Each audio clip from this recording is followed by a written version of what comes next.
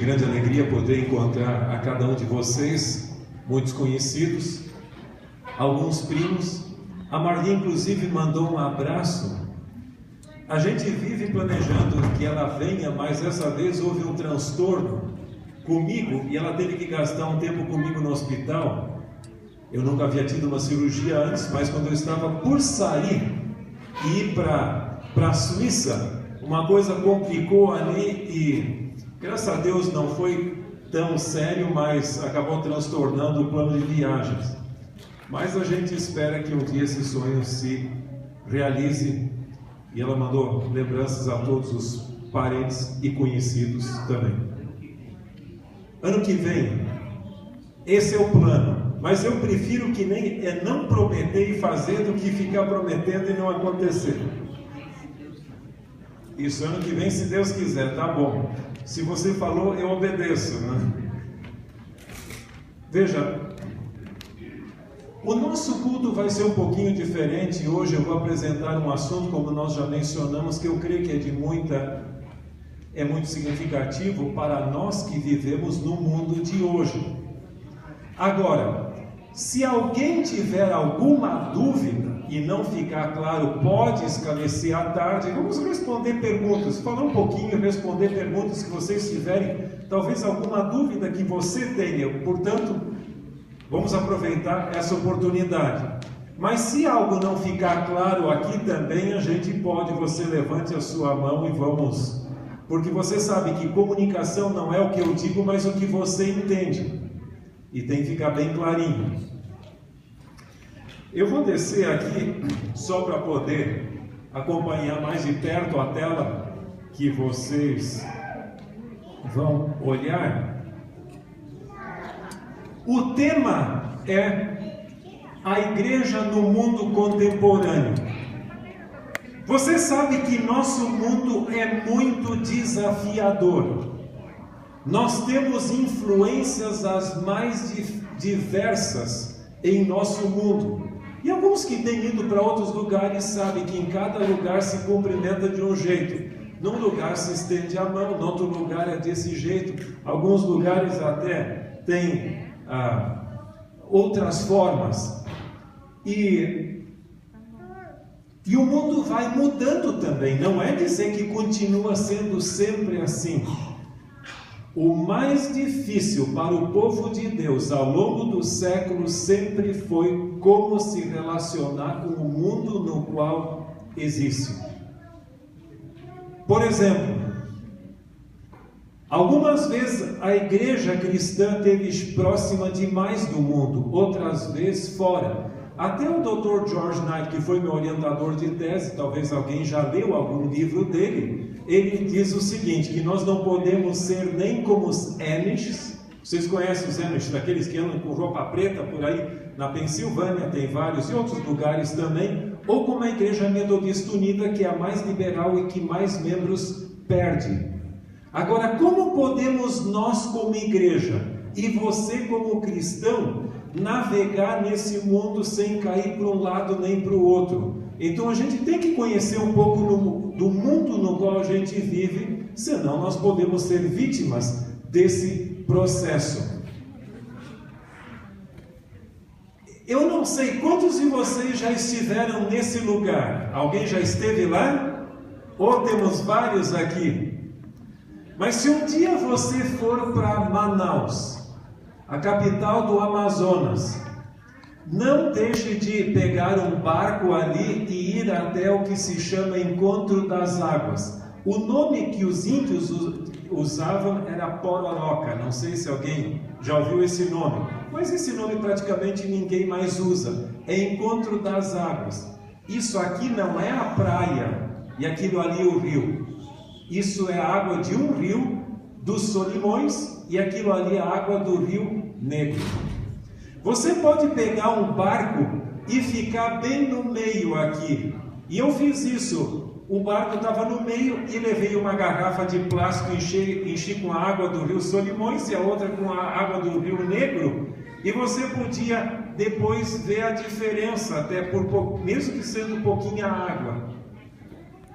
Eles dizem que esse fenômeno ocorre por causa de 3 fatores. Em primeiro lugar, a composição da água, essa tem mais areia, é mais arenosa, e a outra tem mais componentes orgânicos da floresta amazônica, ou da rainforest, como dizem ali. E também você tem temperaturas diferentes na água, e a velocidade é diferente da água também. E esses são fatores.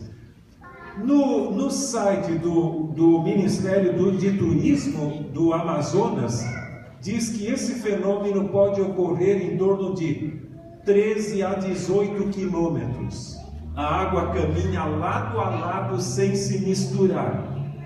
Mas depois de algum tempo, a água acaba se misturando e você não vê mais a distinção, e tudo é simplesmente o famoso rio Amazonas, que é a junção da água dos 2 rios, do Solimões e do Rio Negro. Nós podemos comparar a história das igrejas, inclusive a nossa, com a junção, ou seja, o encontro das águas.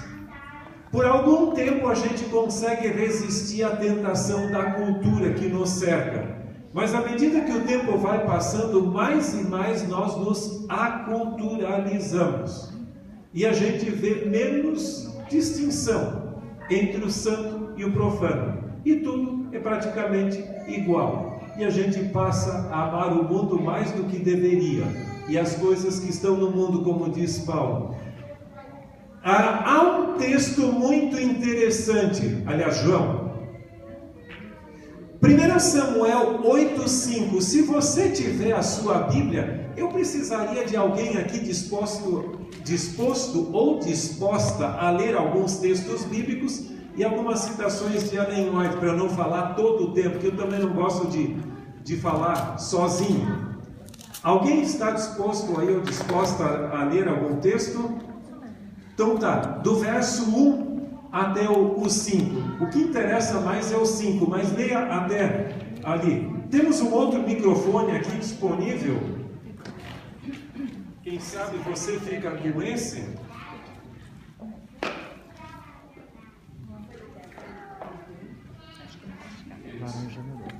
Ok, vamos ver primeiro 1 Samuel 8, 1 a 5. Se vocês puderem tratar do microfone, aqui temos um microfone. Já ligou. Ok. O povo pede um rei. Quando Samuel ficou velho, pôs os seus filhos como juízes de Israel. O seu filho mais velho se chamava Joel e o mais novo Abias. Eles eram juízes na cidade de Berseba. Porém não seguiram o exemplo do pai. Estavam interessados somente em ganhar dinheiro. Aceitavam dinheiro por fora e não decidiam os casos com justiça. Então todos os líderes de Israel se reuniram e foram falar com Samuel em Ramá. Eles disseram: olhe, você já está ficando velho, e os seus filhos não seguem o seu exemplo. Por isso queremos que nos arranje um rei para nos governar, como acontece em outros países. Samuel não gostou do pedido deles. Até ali. Obrigado. Então veja o seguinte: eles tinham caixa 2 ali. Agora, no verso 5 tem 3 expressões que são muito significativas. Em primeiro lugar, você já está velho. Sabe que em algumas culturas, quanto mais velho você fica, mais a sério lhe tomam. Os japoneses são assim. Mas em outras culturas, quanto mais velho você fica, mais obsoleto você se torna. Vocês conhecem a expressão bananeira que já deu cacho? A bananeira só dá um cacho normalmente, e aí depois se corta para que outros pés de banana surgem. E é mais ou menos assim. Você já, não é que você está mais experiente, você já deu o que tinha que dar, sai do caminho porque queremos lhe substituir. Em segundo lugar, teus filhos não andam pelos teus caminhos. Você sabe que nós temos, se a igreja adventista tivesse todos aqueles que já foram adventistas conosco, nós seríamos uma grande potência. Mas quantas famílias, quando o papai e a mamãe tinham o filhinho em casa ou a filhinha, Todos eram felizes, faziam o culto da manhã, faziam o culto da tarde, ali, ou da noite e tudo. E todos iam juntos, até as crianças tinham uma roupa nova para ir para a igreja. Mas o tempo vai passando, os filhos vão para a escola, vão para o ensino médio, vão para a faculdade, continuam estudando e simplesmente muda a cabeça e não tem mais nenhum interesse na religião. Eu tenho um amigo que trabalhou na Associação Geral, está aposentado hoje, o filho dele, e ele liderava a teologia adventista até em alguns setores. O filho dele não aceita que o pai fale nem de Deus para ele. Então é terrível. Às vezes os valores vão cambiando, vão mudando o estilo de vida, etc. Os teus filhos não andam mais pelos teus caminhos. E aí vem a questão: constitui-nos agora um rei que nos governe como tem todas as nações.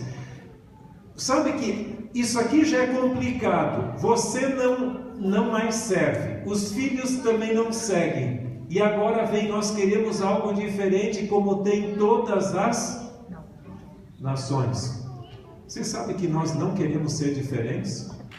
Nós queremos ser como todos os demais. Agora eu gostaria de introduzir com uma pergunta. Levando em conta os últimos 200 anos, e você não precisaria ser um historiador para saber isso, você acha que o mundo hoje está melhor ou pior do que no passado? Você acha que está pior? Pois eu acho que ele está melhor. Você acha que ele está melhor? Então eu acho que está pior. E aí? Quantos acham que o nosso mundo hoje é melhor do que no passado? Depende de qual área. Puxa, poucos ali. Então nós tínhamos que andar ainda de carroça. Exatamente.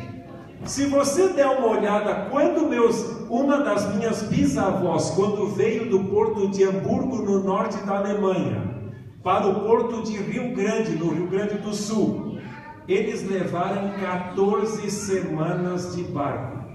O vento era antagônico, não tinha mais comida, só comiam feijão branco. E por resto da existência ela não pôde mais comer porque não aguentava.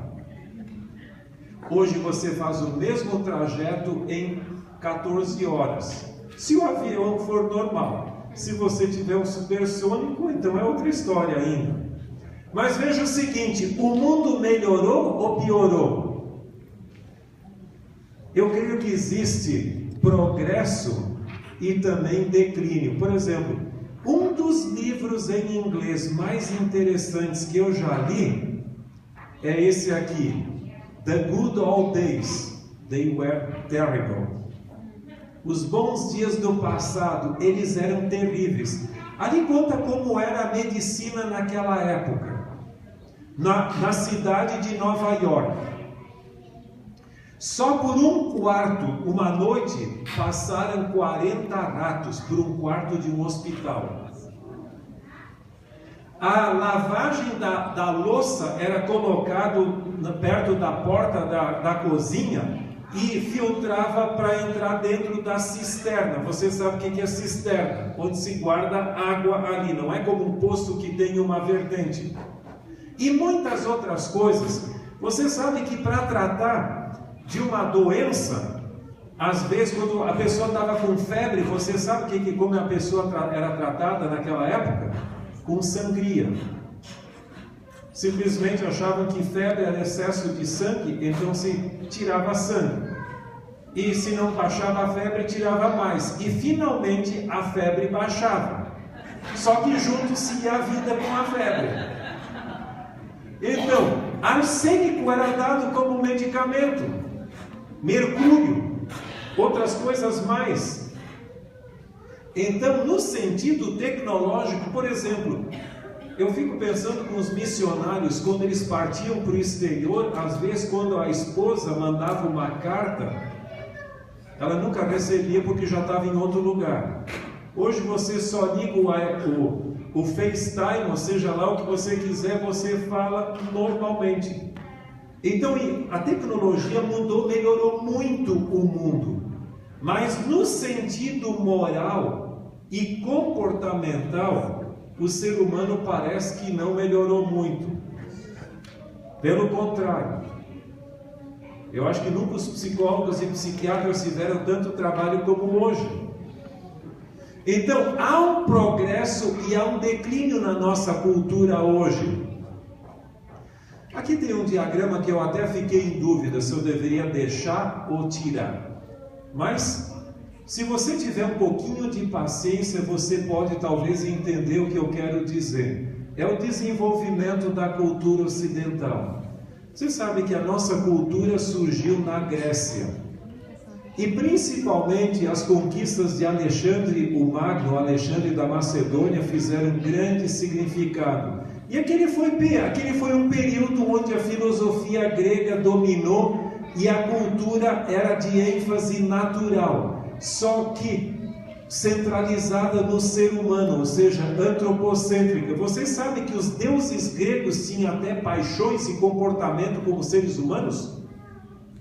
Agora, com a conversão de Constantino e o surgimento do Império Romano cristão, a ênfase se tornou sobrenatural e se tornou teocêntrica, ou seja, centralizada em Deus. Só que com a Revolução Francesa e o aprisionamento do Papa, etc., a coisa retornou ao mundo da razão humana. A ênfase era natural, novamente centralizado no ser humano. Quanto de ateísmo por aí afora. Só que nada, isso é uma coisa que você vai ter que, você não pode deixar de entender. Poucas coisas influenciaram tanto o mundo hoje como a guerra do Vietnã. Você sabe que sempre as guerras, elas eram confrontos entre dois exércitos, mas os Estados Unidos não estava preparado para a guerra do Vietnã. Porque não foi uma guerra convencional, era uma guerrilha. E onde estava o inimigo? O inimigo estava atrás de uma moita, numa toca, em cima de uma árvore. Então não havia confronto. De repente vinha o disparo de um tiro e não se sabia de onde vinha. E muita gente morreu. Tanto é que se você visitar um dia Washington, não deixe de visitar o cemitério onde estão sepultados muitos dos que morreram no Vietnã. Sabe que aquilo houve uma mudança completa. Naquele ano de 1968, morreu assassinado um dos Kennedys, Robert Kennedy, foi assassinado Martin Luther King Jr., ocorreu a revolta dos estudantes em Paris, e houve manifestações ao redor do mundo. Tanto é que muita gente diz que esse ano foi o ano de transição, que mudou a história do mundo, praticamente ocidental. Tem vários livros escritos sobre isso. É interessante que, em relação com isso, até tem uma música, desculpe eu lembrar alguns dessa música, que talvez os mais antigos ainda lembram. Os Incríveis cantavam e os Engenheiros do Havaí, mas eu prefiro a versão dos Incríveis até, que dizia assim, como é que você sabe as coisas? Eu já nem falei, você já está dizendo, hein? Era um garoto que, como eu, amava os Beatles e os Rolling Stones. Não era belo, mas mesmo assim tinha 1000 garotas afim. E aí continua a música, e depois diz, a sua guitarra não toca mais, só o instrumento que sempre toca a mesma música, a mesma nota, o barulho das metralhadoras. Se um dia, se você tiver curiosidade e dê uma olhada na internet, imagens da guerra do Vietnã, você vai ver horrores. Sabe que aquilo ali, a guerra do Vietnã, foi o golpe mortal contra o domínio da razão humana. O ser humano achava que ele ia resolver as coisas. E não se esqueça que no século XX ocorreram as 2 guerras mundiais E como é que você explica no país mais desenvolvido culturalmente da época, a Alemanha, o nazismo foi aceito? E a Guerra do Vietnã fez isso. Tanto é que o lema foi: faça amor, não faça guerra. Então, foi mais ou menos assim. Na Primeira Guerra Mundial, convocaram o meu avô para ir para a guerra, ele morreu lá. Na Segunda Guerra Mundial, o meu pai. E agora estão batendo a minha porta e querem que eu vá para o Vietnã morrer também. Então, muita gente diz assim: para com isso. E muitos se voltaram às filosofias orientais como uma tentativa de encher o vazio existencial. E esse foi o período dos hippies e de tudo mais que você já deve ter ouvido. Portanto, a razão humana recebeu um golpe mortal e voltar ao sobrenatural, só não na forma centralizada em Deus, mais mística. Você já viu que o nosso mundo hoje é místico? Em tudo, nos filmes, na literatura, quais são os livros que mais vendem? Harry Potter, O Senhor dos Anéis, Crepúsculo, Paulo Coelho, com o seu Alquimista e vários outros livros que em todo mundo você encontra isso.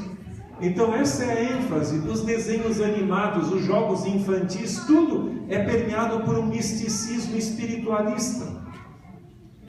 Eu estava vendo até uma nova música. Eu não ouço esse tipo de música, mas pelo menos você vê notícias ali, e o tema era o domínio da besta. Você já viu, a Globo tem uma nova novela, como é que é chamada?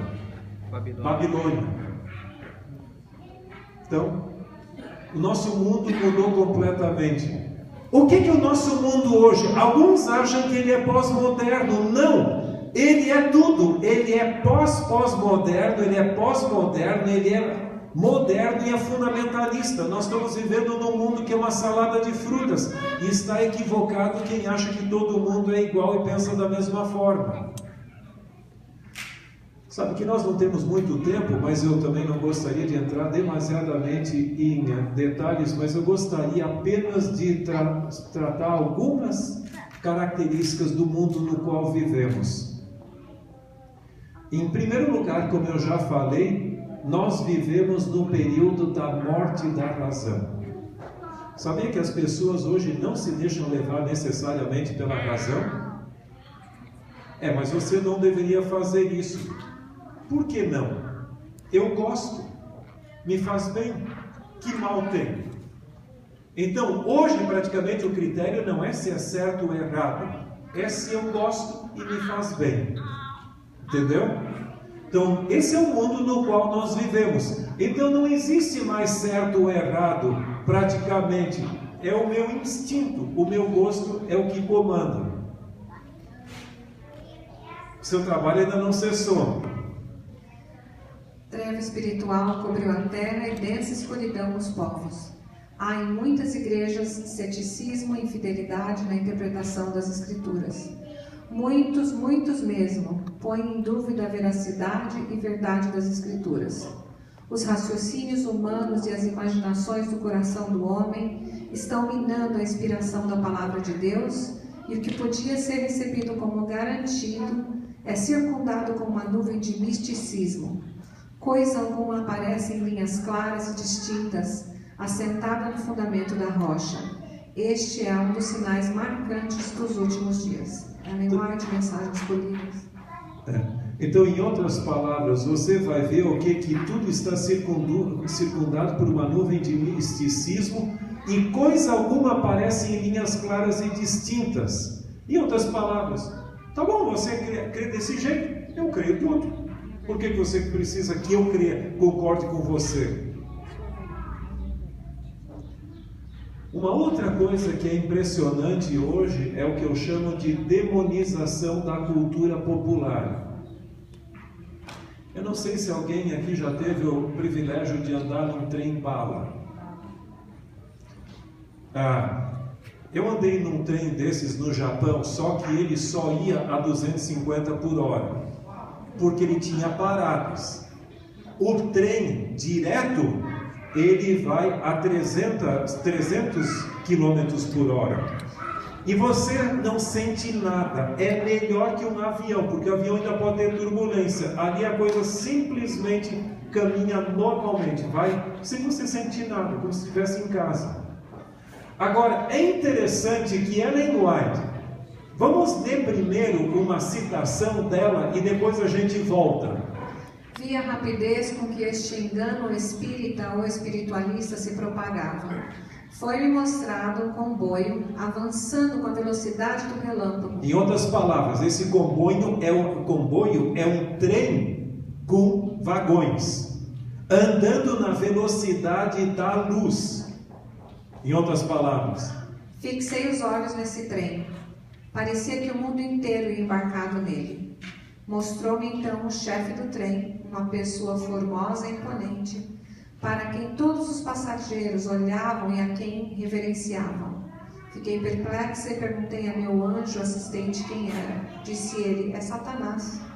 Ele é o chefe na forma de um anjo de luz. Ele leva cativo o mundo. Em outras palavras, Ellen White teve uma visão em 1858, onde foi dito que, você lembra que aquilo foi o período em que surgiu o Espiritismo. E aqui, se você visitar, eu já fui muitas vezes em Hydesville, na parte superior do estado de Nova York, até não muito longe de Niagara Falls. Você tem o lugar onde surgiu o Espiritismo, onde surgiu o Mormonismo, e também a casa de Iriam Edson. Mas você tem isso aqui que é o museu deles. E aqui dentro estão as ruínas da casa onde as irmãs Fox tiveram aquela experiência com as batidas misteriosas. Lembra que Ellen White identificou aquilo como sendo o quê? O surgimento do Espiritismo moderno. Só que depois as próprias irmãs Fox negaram, disseram que aquilo era brincadeirinha delas, que não fazia sentido. E alguns diziam: tá vendo? Tá aí, Ellen White se equivocou com esse negócio. Só que elas negaram por causa da pressão pública que haviam enfrentado. E depois elas confirmaram. Mas se você for ver aqui do lado tem uma placa que não dá para ver muito bem, eu acho que é ali naquele cantinho, onde a Associação Espírita Mundial reconhece aquelas experiências da irmã Fox como sendo o berço do Espiritismo moderno. E o livro do Centenário do Espiritismo também fala a mesma coisa. E ela disse que o Espiritismo que estava recém surgindo se popularizaria numa velocidade como um trem que andasse, não como um trem bala do Japão, mas a velocidade da luz, do relâmpago. E aí foi dito: escutem, quem que é o chefe do trem, o maquinista? Era um homem esbelto que todo mundo reverenciava. E aí foi dito, e todo mundo estava embarcado no trem. E aí disseram: é o próprio Lúcifer, conduzindo o mundo à perdição. E aí foi dito: escuta, mas ninguém sobrou. E ali tinha um pequeno grupo de pessoas andando a pé rumo à cidade santa. Uma outra característica da nossa cultura hoje que nós temos que conhecer é a cultura é uma cultura de que mesmo? Competição. Eu tenho que demonstrar que sou melhor que você. E você tem que me provar que você é melhor que eu. E assim, em vez de a gente dar as mãos e trabalhar juntos, eu tenho que derrubar você, ou fazer de você uma escada para o meu êxito, ou pisar em cima de você. Assim é o mundo hoje. Você já percebeu que os esportes funcionam dessa maneira? Sabe que o ser humano hoje praticamente... Alguém me falou que os esportistas dificilmente vivem sem dor. Porque se espera deles um desempenho muito além do que normalmente uma pessoa tem. Qual é o pendor da educação dada atualmente? Proveito próprio. Grande parte dessa educação é uma perversão deste nome. O plano de vida estabelecido por Deus tem um lugar para cada ser humano. Cada um deve aperfeiçoar os seus talentos até o máximo ponto. E a fidelidade no fazer isto confere honra à pessoa, sejam muitos ou poucos os seus dons. No plano divino não há lugar para rivalidade egoísta. Os que se medem a si mesmos e se comparam consigo mesmos estão sem entendimento. Quão diversa é, porém, grande parte da educação que hoje se dá. Desde os termos anos da criança, consiste ela num apelo à competição e à rivalidade. Alimenta o egoísmo, a raiz de todos os males. Veja, nós não vamos ver esse texto completo ali de Marcos, mas você lembra muito bem que os discípulos estavam discutindo quem era o maior. E aí Jesus pergunta para eles: escuta, o que vocês estavam conversando? E eles ficaram inquietos, nem responderam. E Jesus usa uma expressão que eu gosto muito. No mundo, as pessoas disputam espaço e competem uns com os outros. Não é essa palavra, mas diz que os governantes oprimem os demais. Mas entre vós não é assim. Quem quer ser grande, que sirva. Eu acho muito bonito assim: entre vós não será dessa forma. Em outras palavras, nós temos que ter nossos valores e não sermos vítimas simplesmente da nossa cultura. Quanta diferença na igreja haveria se, em vez de eu querer tomar o seu lugar e você o meu, a gente unisse as forças e trabalhássemos juntos por bem comum. Então, a igreja ainda está para descobrir o verdadeiro método de motivação pela cooperação e não pela competição. E vocês estão mais perto do que a gente. Celebridades e heróis humanos. Hoje nós praticamente, os gregos, e eu até estava pensando, o pastor Enilson Sardo estava me dizendo que ele vai levar uma excursão, acho que ano que vem, para a Grécia, etc. E eu tive uma vez em Olímpia, na Grécia, onde começaram os Jogos Olímpicos antigos e onde é acesa a tocha olímpica cada 4 anos. Ela é acesa em Olímpia e levado para Atenas, e de Atenas é aquela parte, mas ela é acesa em Olímpia. Mas hoje praticamente nós temos quase que a semelhança dos tempos antigos, quase que personalidades que são divinizadas. Essa foto aqui parece que não traz boas recordações, não é?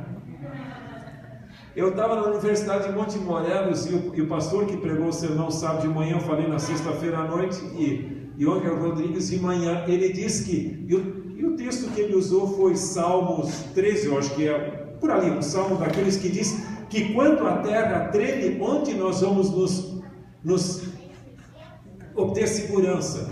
No santuário celestial.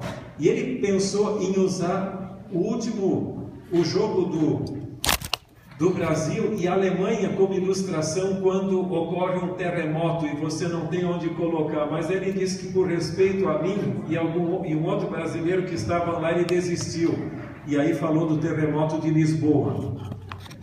Mas você vai ver que hoje nós cultuamos personalidades, e o que temos ali para nós? Os homens não devem ser exaltados como grandes e maravilhosos, é Deus quem deve ser engrandecido. Nós não somos ninguém. Hoje nós estamos aqui, amanhã você foi. Então cuidado com isso. Se alguma coisa, se você se sai bem na vida, ok. Mas tenha em mente uma coisa, que não é você. E aqui tem um texto que você deveria ter em mente.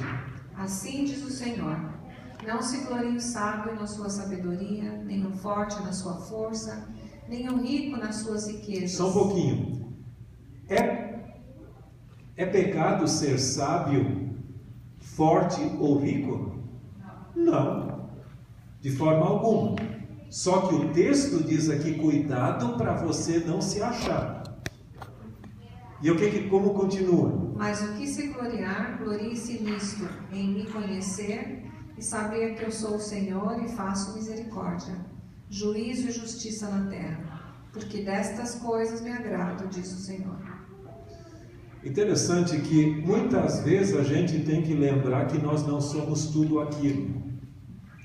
Como eu falei no início, quando eu estava no hospital, ali, o Marlon, que é meu cunhado e primo dos demais, mandou uma música, até um link que dizia assim: muitas vezes tem que vir como é que é um terremoto ou um deserto, para a gente lembrar da nossa dependência de Deus. Quão bom se a gente não precisa que isso aconteça para a gente manter a nossa dependência de Deus. Aqui tem que ser com 2 S's, eu corrigi e não salvou. Mas então, por favor, coloque 2 S's ali em vez de ser cedilha. Obsessão pela moda. Você não precisa se vestir hoje como uma pessoa do período medieval. Você pode se vestir como uma pessoa digna dos nossos dias. Mas cuidado para você não ser vítima de tudo isso. Você sabe que até em alemão se tem um pensamento que diz assim: von oben beglesen, von unten beschissen. Ou seja, por cima, como é que tem aquele até? Bela viola. Por fora, bela viola. Por fora, bela viola. Por dentro, como bolorento. Muitas vezes, quando o interior está vazio, o exterior busca um apelo especial. Vamos dar uma lidinha nesse texto aqui. A moda governa o mundo, e ela é uma senhora tirânica, muitas vezes obrigando os seus devotos a se submeterem às maiores inconveniências e desconforto. A moda domina sem razão e exige sem misericórdia. Ela tem um poder fascinante e está pronta a criticar e ridicularizar os pobres se não a seguirem a qualquer custo, mesmo com o sacrifício da própria vida. Satanás exulta de que seus ardis tenham tanto êxito, e a morte ri da loucura insalubre e zelo cego dos adoradores do altar da moda. Veja, se você tem condições é uma coisa, mas a gente passou, nós vivemos praticamente nos internatos. Dá dó de ver pessoas que muitas vezes passavam fome. Quando chega um casamento, quando chega uma formatura, às vezes tiram do próprio alimento para poder aparentar o que não é a realidade. Eu acho que ser viver decentemente, mas cuidado para não se tornar vítima e um prisioneiro do fascínio por aquilo que não é sua realidade e que talvez não deveria ser a sua prioridade. E a geração hoje? A nossa geração hoje é o quê? A geração da cibercultura, ou a geração virtual. Você sabia que a nossa geração hoje tem olhos grandes e cérebro pequeno? É uma geração que quer ver visual e não pensa mais. É tudo nesse lado. Sabe que eu vi uma vez um programa, eu assisti uma vez um programa onde foi entrevistado na televisão, foi entrevistado um famoso indivíduo, professor por 30 anos do Massachusetts Institute of Technology, MIT, e que é um dos mais importantes centros do mundo, bem perto de Harvard até. E aí perguntaram para ele, aliás, ele foi professor por uns 30 anos e foi diretor desse instituto por 20 anos. E aí perguntaram para ele sobre várias coisas e perguntaram o que você tem a dizer sobre cultura. E ele disse: sempre ao longo da civilização humana, quem educava os filhos eram os pais. Meu filho, você faça isso, faz aquilo, não faça isso, não faça aquilo e tal. Então os pais educavam as novas gerações. Mas com o surgimento da mídia, dizia ele, quem educa a nova geração não são mais os pais, é a mídia. Só que a mídia não tem valores. O que comanda a mídia é o que mais vende, e nada vende tanto como sexo e violência. Sabe que algumas pessoas até dizem o seguinte: mas eu fiquei abismado com o indivíduo que pegou uma arma lá e matou tantos lá em tal escola, ou lá na universidade no Quênia, ou em outro lugar, mesmo por aqui. A mim não me surpreende nem um pouco. Por quê? Você quer ver uma coisa? Desculpe eu ser sincero, mas o nazismo, o que foi o nazismo? A junção de duas coisas, a filosofia nihilista de Nietzsche com o evolucionismo teísta que foi tirado do reino animal e trazido para o ser humano. E o povo se surpreende, ninguém assume a paternidade. Mas na mídia você ensina a violência a mais não poder, só que eu ensino e não quero que você aprenda. Eu vou lhe ensinar o máximo e vou lhe estimular, mas por favor, não aprenda e não pratique. Que negócio é esse? Não ensine a violência se você não quer que ela se manifeste. E também o comportamento moral complicado que nós temos hoje em nossa sociedade. Satanás está ativamente em operação. Para que os homens não tenham tempo para meditação, Satanás os leva para uma rotina de frivolidades e busca de prazeres. Satanás opera com toda a sua arte, com todos os seus enganos, para manter os homens marchando como cegos. O mundo inteiro parece estar em marcha para a morte. Você percebeu o que Ellen White diz? Qual seria a estratégia do diabo para os últimos dias? Muito simples. Tomar conta do nosso tempo, para a gente não ter tempo para as prioridades espirituais. A maioria de vocês foi dessa época que a gente trabalhava em casa.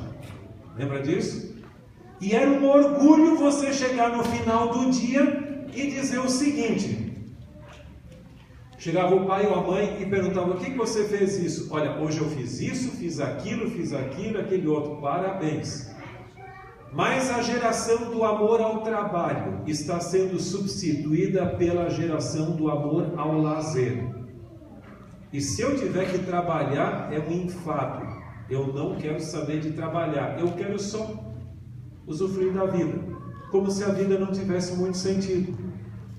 Esta é a geração que nós estamos desenvolvendo hoje. Agora, e o que nós devemos fazer diante de tudo isso? Rogo-vos, e pois, irmãos, pelas misericórdias de Deus, que apresenteis o vosso corpo por sacrifício vivo, santo e agradável a Deus, que é o vosso culto racional. E não vos conformeis com este século, mas transformai-vos pela renovação da vossa mente, para que experimenteis qual seja a boa, agradável e perfeita vontade de Deus. Veja, e não vos conformeis com o mundo de hoje, ou com a cultura. Pegue do mundo que de positivo tem muita coisa boa, mas também muita coisa que é um desastre. E se nós não tivermos um senso crítico da nossa cultura, nós vamos nos tornar vítimas dela e não sei o que vai ser o futuro. Muitas vezes eu fico pensando, qual vai ser o futuro do mundo quando a liderança do mundo estiver na mão de uma geração descomprometida. E o pior de tudo é quando essa geração não tem dificuldade de roubar. E você sabe o que eu tenho em mente? Sabe que Bismarck, que foi o fundador, ou seja, o integrador da Alemanha, ele dizia o seguinte: nunca os seres humanos mentem tanto quanto depois de uma caçada, ou você pode colocar pescaria, mas vamos dizer caçada, durante uma guerra e antes de uma eleição. Se você tomasse a sério o que os candidatos dizem que farão quando forem governadores ou governantes, o mundo seria um paraíso. Compara o que eles dizem depois com o que eles fazem, com o que eles disseram antes e fizeram depois. Mas veja, nós não podemos nos conformar com este século. Se a religião não fizer uma diferença na minha vida e na sua, para ser a luz do mundo e o sal da terra, nós estamos perdidos. Nós não podemos ser só vítimas do que os outros fazem. E aqui tem um texto muito importante que eu gostaria de terminar com ele. Não peço que os tires do mundo, e sim que os guardes do mal. Veja, nós vivemos no mundo concreto, no mundo real. Lá na Idade Média, muitas pessoas se enclausuravam nos mosteiros, nos conventos, subiam em cima de uma árvore, de uma torre, para se afastar do mundo e se santificar. Jesus nunca pediu isso. Ele diz que nós temos que ir a todo mundo, mas ao mesmo tempo não ser do mundo. Isso que faz toda a diferença. E se você esquecer do que eu disse, e o que provavelmente vai acontecer, não se esqueça desse pensamento que eu ouvi, Rose, lá no IACS, quando o pastor Rubens Lessa fez uma semana de oração lá. Não sei se você lembra disso, mas já faz muito tempo. Naquela semana de oração ele usou esse pensamento. Eu acho que ele nunca publicou, mas eu acho que é um dos mais interessantes que pode se usar. O barco foi feito para o mar e não para a terra seca. Mas o barco só está seguro no mar enquanto o mar não estiver dentro dele. Você percebe o que isso significa? Você tem que estar no mundo, mas não permita que o mundo esteja dentro de você. É mais ou menos como o caso da mulher de Ló. Ela saiu de Sodoma, como o povo costuma dizer, mas Sodoma não saiu de dentro dela. Então não adiantou nada, porque mudanças geográficas não transformam o coração. O barco foi feito para o mar e não para a terra seca, mas o barco só estará seguro no mar enquanto o mar não estiver dentro dele. A mesma coisa você foi feito para viver nesses dias finais da história humana. Eu acho que você não veio ao mundo por acaso. Deus escolheu você para viver nesses dias, mas você só vai estar seguro se o mundo não estiver dentro de você e os valores negativos da nossa cultura. Que Deus nos abençoe a sermos leais a Deus e Sua Palavra e possamos brilhar como as estrelas, como diz Daniel 12:3, fulgurar como as estrelas sempre e eternamente. Amém.